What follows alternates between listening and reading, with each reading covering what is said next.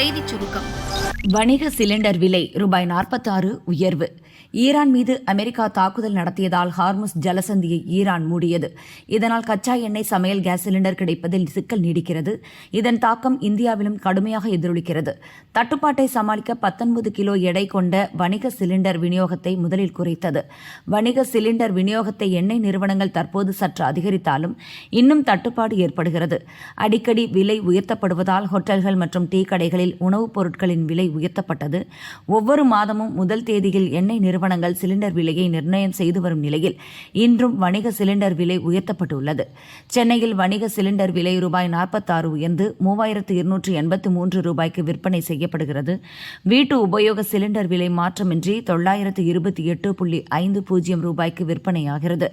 இதேபோல் பெட்ரோல் விலை லிட்டருக்கு 11 காசுகள் உயர்ந்து 107.87 ரூபாய்க்கும், டீசல் விலை 10 காசுகள் உயர்ந்து 99.65 ரூபாய்க்கும் விற்பனை செய்யப்படுகிறது. திருச்சி விரைகிறார் முதல்வர் விஜய். தாவேக தொண்டர்களுக்கு முக்கிய எச்சரிக்கை. சட்டசபை தேர்தலில் 233 தொகுதிகளில் தமிழக வெற்றி கழகம் போட்டியிட்டது. அதில் சென்னை பெரம்பூர், திருச்சி கிழக்கு ஆகிய தொகுதிகளில் அக்கட்சியின் தலைவர் விஜய் போட்டியிட்டார்.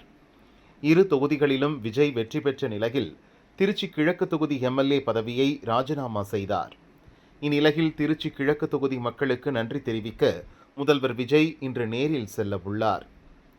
சென்னை விமான நிலையத்திலிருந்து தனி விமானத்தில் திருச்சி செல்லும் முதல்வர் விஜய் சத்திரம் பஸ் நிலையம் அருகே செயின்ட் ஜோசப் கல்லூரி வளாகத்தில் மாலை 4:15 மணிக்கு நடக்கும் நன்றி தெரிவிப்பு பொதுக்கூட்டத்தில் பேசுகிறார்.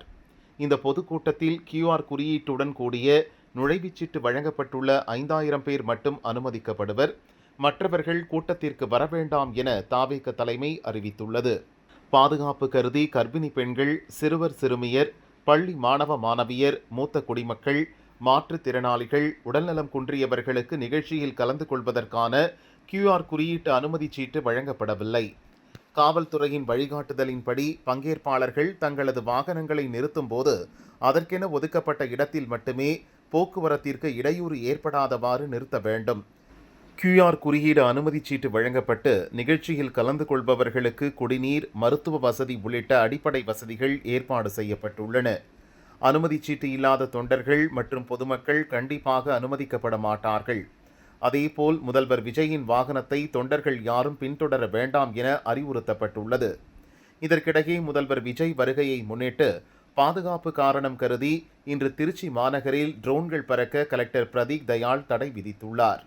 மீறினால் சட்டப்படி நடவடிக்கை எடுக்கப்படும் என்று எச்சரித்துள்ளார். இவரும் இருக்காரா? முக்கிய புள்ளிக்கு தாவேகா MP சீட். விஜய் முன் சென்ற 3 பேர் பட்டியல். நாடு முழுவதும் காலியாக உள்ள ராஜ்யசபா MP பதவிக்கு தேர்தல் அறிவிக்கப்பட்டுள்ளது. தமிழகத்திலிருந்து அதிமுக சார்பில் ராஜ்யசபா MP-யாக தேர்வு செய்யப்பட்ட முன்னாள் அமைச்சர் CV சண்முகத்தின் பதவிக்காலம் 2028 ஜூன் 29ஆம் தேதி நிறைவடைய இருந்தது. இந்த நிலையில் அவர் சட்டசபை தேர்தலில் விழுப்புரம் மாவட்ட மயிலம் தொகுதியில் வெற்றி பெற்றுள்ளார். ஒரே நேரத்தில் 2 பதவிகளில் இருக்க முடியாது என்பதால் தன் ராஜ்யசபா MP பதவியை கடந்த மாதம் 7ஆம் தேதி ராஜினாமா செய்தார். காலியாக உள்ள இந்த ராஜ்யசபா MP பதவிக்கு கடந்த மாதம் 22ஆம் தேதி இடைத்தேர்தல் அறிவிக்கப்பட்டது. அவற்றுடன் 10 மாநிலங்களில் காலியாக உள்ள 24 ராஜ்யசபா MP பதவிகளுக்கும் தேர்தல் அறிவிக்கப்பட்டது. அதன்படி 26 ராஜ்யசபா MP-க்களை தேர்வு செய்ய வேட்புமனு தாக்கல் இன்று தொடங்குகிறது. வரும் 8ஆம் தேதி மனு தாக்கல் செய்ய கடைசி நாள். மறுநாளான 9ஆம் தேதி வேட்புமனுக்கள் பரிசீலனை செய்யப்படும். வேட்புமனுவை வாபஸ் பெற 11ஆம் தேதி கடைசி நாள். தேர்தலில் போட்டியிருந்தால் 18ஆம் தேதி காலை 9 முதல் மாலை 4 மணி வரை ஓட்டுப்பதிவு நடக்கும். அன்று மாலை 5 மணிக்கு ஓட்டு எண்ணிக்கை நடைபெறும். தமிழகத்தை பொறுத்தவரை ஆளுங்கட்சியாக உள்ள தாவேகாவுக்கு 107 MLA-க்கள் உள்ளனர். அத்துடன் அரசுக்கு ஆதரவளிக்கும் கட்சிகளின் MLA-க்கள் எண்ணிக்கையை கணக்கிட்டால் 121 MLA-க்கள் ஆதரவு உள்ளது. எனவே தாவேகா சார்பில் நிறுத்தப்படும் வேட்பாளர் ராஜ்யசபா MP-யாக தேர்வு செய்யப்படுவது உறுதி. இந்த தேர்தல் வழியே தாவேகா சார்பில் முதல் MP-யை தேர்வு செய்ய வாய்ப்பு கிடைத்துள்ளது. அக்கட்சியின் செய்தித் தொடர்பாளராக உள்ள ஜோதிடர் ரத்தன் பண்டிட் அல்லது விஷ்ணு ரெட்டி ஆகியோரில் ஒருவர் தேர்வு செய்யப்பட வாய்ப்புள்ளது. மேலும் சிலரும் அப்பதவிக்கு காய் நகர்த்தி வருகின்றனர். அதேநேரம் காங்கிரஸ் கட்சி சார்பில் பிரவீன் சக்கரவர்த்திக்கு அப்பதவியை கேட்பதாக தெரிகிறது. ஆனால் அக்கட்சிக்கு MP பதவியை வழங்க தாவேகா நிர்வாகிகள் சிலர் எதிர்ப்பு தெரிவித்துள்ளனர்.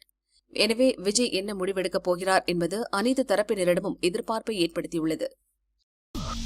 Annamalai plus Rajini mega twist நாள் குறிச்சாச்சு. அண்ணாமலை தமிழக பாரதிய ஜனதா தலைவராக இருந்தபோது அப்போதைய ஆளுங்கட்சியான திமுகவின் ஊழல்களை பட்டியலிட்டு தீவிர எதிர்ப்பை காட்டினார். எண்மண் எண் மக்கள் என்ற பெயரில் நடைபயணம் சென்று பாரதிய ஜனதாவின் கட்டமைப்பையும் பலப்படுத்தினார்.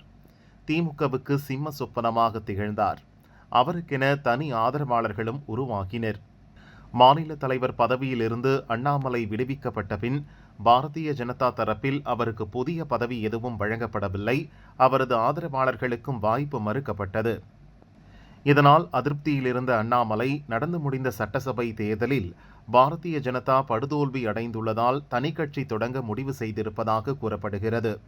அவரது ஆதரவாளர்களும் சமூக வலைதளங்களில் அண்ணாமலை புதிய கட்சி தொடங்க உள்ளதாக தகவல்களை பகிர்ந்து வருகின்றனர். புதிய கட்சி தொடங்க உள்ள அண்ணாமலை தனக்கு நடிகர் ரஜினியின் ஆதரவு கிடைக்கும் என்று நம்புகிறார். அவர் வெளிநாடு செல்லும் முன் ரஜினியை சந்தித்து பேசியுள்ளார். இதை பிரதிபலிக்கும் வகையில் ரஜினி அண்ணாமலை ஆகியோர் கைகோர்த்திருப்பது போல சமூக வலைதளங்களில் அண்ணாமலை ஆதரவாளர்கள் படங்களை பகிர்ந்து வருகின்றனர். வரும் 4ஆம் தேதி அண்ணாமலையின் பிறந்த நாள். 7ஆம் தேதி தனது ஆதரவாளர்களை சந்திக்க உள்ளதாக தெரிகிறது. வரும் 15ஆம் தேதிக்குள் பொது கட்சியை தொடங்குவார். மக்கள் சேவை கட்சி உட்பட சில பெயர்கள் தேர்வு செய்யப்பட்டுள்ளன. அவற்றில் ஒன்றை தேர்வு செய்து அண்ணாமலை அறிவிக்க உள்ளதாக கூறப்படுகிறது. தமிழகத்தில் காலியாக உள்ள திருச்சி கிழக்கு, மதுராந்தகம், தாராபுரம், பெருந்துறை, அம்பாசமுத்திரம் தொகுதிகளில் இன்னும் 6 மாதங்களுக்குள் இடைத்தேர்தல் நடக்க உள்ளது. அத்தேர்தலில் பெருந்துறை தொகுதியில் அண்ணாமலை போட்டியிட வாய்ப்புள்ளது என அவரது ஆதரவாளர்கள் தெரிவிக்கின்றனர். அதிமுகவில் மீண்டும் பனிப்போர். ஆட்டத்தை கலைத்த முனுசாமி, அதிருப்தியில் வேலுமணி. சட்டசபை தேர்தல் முடிவுக்கு பின் முன்னாள் அமைச்சர்கள் சண்முகம், வேலுமணி தலைமையில் உருவான அணி அதிமுக பொதுச் செயலாளர் பழனிசாமிக்கு எதிராக குரல் எழுப்பியது. இதனால் கோபமடைந்த பழனிசாமி அந்த அணியில் இருந்த 28 மாவட்ட செயலர்கள் உள்ளிட்ட நிர்வாகிகளின் பதவிகளை பறித்தார். அத்துடன் கட்சியின் 26 மாவட்டங்களுக்கு புதிய மாவட்ட செயலர்களையும் நியமித்தார். மாவட்ட செயலர் பதவியை இழந்த போதும் அந்தந்த மாவட்டத்தில் உள்ள அதிமுக அலுவலகத்தை பழைய மாவட்ட செயலர்கள் தங்கள் கட்டுப்பாட்டில் வைத்திருந்தனர். இதனால் புதிய மாவட்ட செயலர்கள் கட்சி அலுவலகங்களுக்கு செல்ல முடியாத நிலை இருந்தது. இதற்கிடையே வேலுமணி தரப்பினர் சமாதானமாகி மீண்டும் பழனிசாமியிடம் ஐக்கியமாகினர். அதைத் தொடர்ந்து மாவட்டங்களில் உள்ள கட்சி அலுவலகங்களை புதிய மாவட்ட செயலர்களிடம் ஒப்படைக்க பழனிசாமி உத்தரவிட்டார். அதே நேரத்தில் பதவியிலிருந்து விடுவிக்கப்பட்டோருக்கு அதே பதவியை பழனிசாமி மீண்டும் வழங்கவில்லை.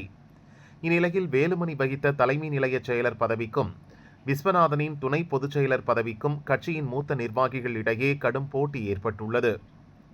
இதுகுறித்து அதிமுக வட்டாரங்கள் கூறியதாவது: அதிமுகவில் ஒற்றை தலைமை மோதலுக்கு பின் ஜாதிய பிரதிநிதித்துவத்தின்படி தலைமை கழக பொறுப்புகள் ஒதுக்கப்பட்டன. அதன்படி 2 துணை பொதுச் செயலர்கள் பதவி வன்னியரான KP முனுசாமிக்கும் முக்குலத்தோர் சமூகத்தைச் சேர்ந்த விஸ்வநாதனுக்கும் வழங்கப்பட்டன. தற்போது துணை பொதுச் செயலர் பதவியில் இருந்து விஸ்வநாதன் நீக்கப்பட்டதால் அந்த இடத்தை அவரின் சமூகத்தைச் சேர்ந்த ஒருவருக்கு கொடுக்க பழனிசாமி முடிவெடுத்துள்ளார். அதனால் மதுரையைச் சேர்ந்த முன்னாள் அமைச்சர்கள் அப்பதவியை பெற முட்டி மோதுகின்றனர். அதேபோல வேலுமணியின் பதவியை கவுண்டர் சமூகத்தைச் சேர்ந்த மூத்த நிர்வாகிகள் சிலர் பழனிசாமியிடம் கேட்கின்றனர். அதே நேரத்தில் மாவட்ட செயலர் பதவியைத்தான் தர மறுக்கிறீர்கள், எங்களிடமிருந்து பறித்த தலைமை கழக பதவியையாவது கொடுங்கள் என விஸ்வநாதனும் வேலுமணியும் பழனிசாமியிடம் கேட்டு வருகின்றனர். ஆனால் முக்குலத்தோர் சமூகத்தைச் சேர்ந்த சீனிவாசன் பொருளாளராக இருக்கிறார்.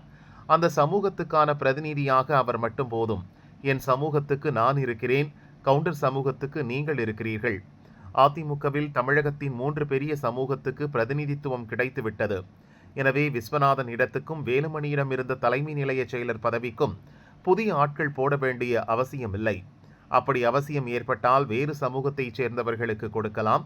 விஸ்வநாதன் வேலுமணிக்கு பழைய பதவியை மீண்டும் கொடுத்தால் அவர்களுக்கு மட்டும் முக்கியத்துவம் கொடுத்தது போலாகி மீண்டும் பிரச்சனைகள் கிளம்பும் என கூறி முனுசாமி தடை போட்டிருக்கிறார். முனுசாமியின் இந்த அணுகுமுறை வேலுமணிக்கு பிடிக்கவில்லை. இதனால் அதிமுகவுக்குள் மீண்டும் பனிப்போர் வெடிக்கும் சூழல் ஏற்பட்டுள்ளதாக அக்கட்சி வட்டாரங்கள் கூறின. அங்க போனா அடிதடிதான் நடக்கும். காங்கிரசுக்குள் கிளம்பிய புது பிரச்சினை. சட்டசபை தேர்தலில் காங்கிரஸ் 28 தொகுதிகளில் போட்டியிட்டு 23 இடங்களில் தோல்வியடைந்தது. இதற்கான காரணங்களை கண்டறிய முன்னாள் MP ஜெயக்குமார் உட்பட 5 பேர் கொண்ட குழுவை காங்கிரஸ் தலைமை அமைத்தது.